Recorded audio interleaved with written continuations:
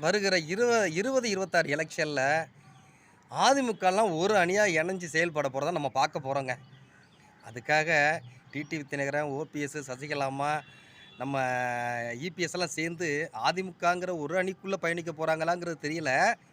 ஆனால் என்டிஏ கூட்டணி, அதாவது பிஜேபி, நம்ம டிடிவி தினகரன், ஓபிஎஸ், நம்ம வாசன் ஐயா இவங்கெல்லாம் இணைஞ்சு ஒரு அணியாகவும், இந்த சைடு நம்ம ஏடிஎம்கே ஒரு அணியாகவும் இணைஞ்சு செயல்பட போகிறாங்கங்கிறது மட்டும் தெளிவாக தெரியுது.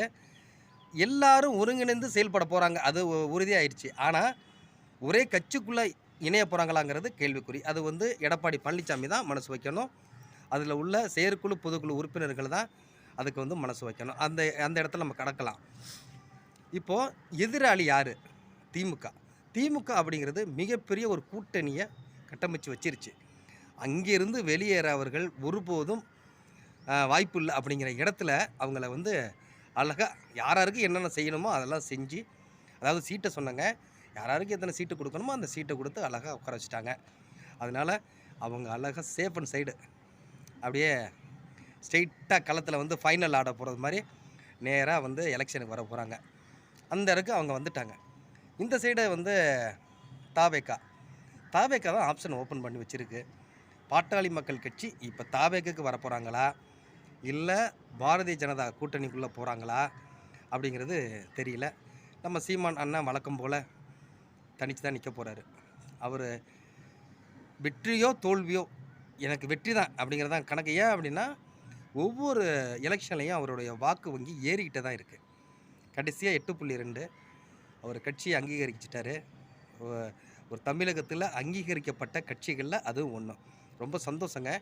உண்மையிலேயே ஒரு இயக்கத்தை தானாக உருவாக்கி, எனக்கு தெரிஞ்சு நம்ம கேப்டன் புரட்சி கலைஞர் விஜயகாந்த் அதை செஞ்சாங்க.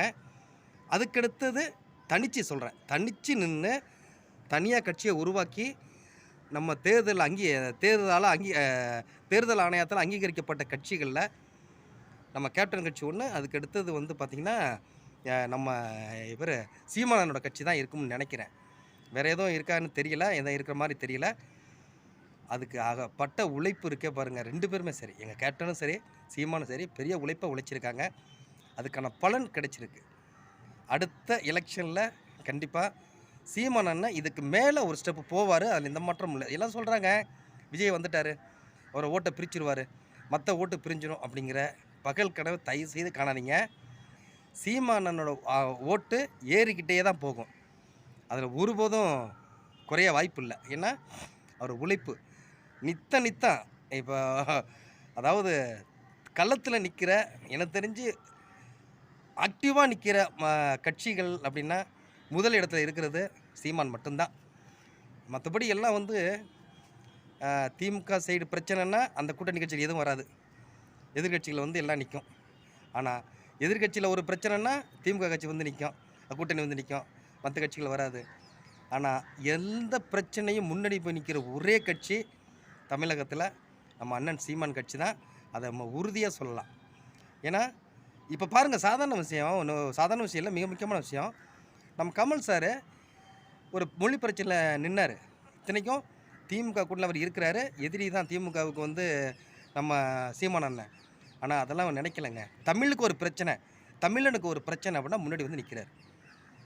இதுவே தமிழுக்கு உயிர், தமிழ் அப்படிலாம் பேசுகிற திமுக ஸ்டாலின் அவர்கள் ஒரு குரல் கூட இந்த நிமிஷம் வரையும் கொடுக்கல கமலுக்கு ஆதரவாக. ஆனால் இங்கே நடக்கிற நாடகங்கள்லாம் இருக்க பாருங்க, அப்பா சாமி, பெரிய நாடகங்கள். இந்த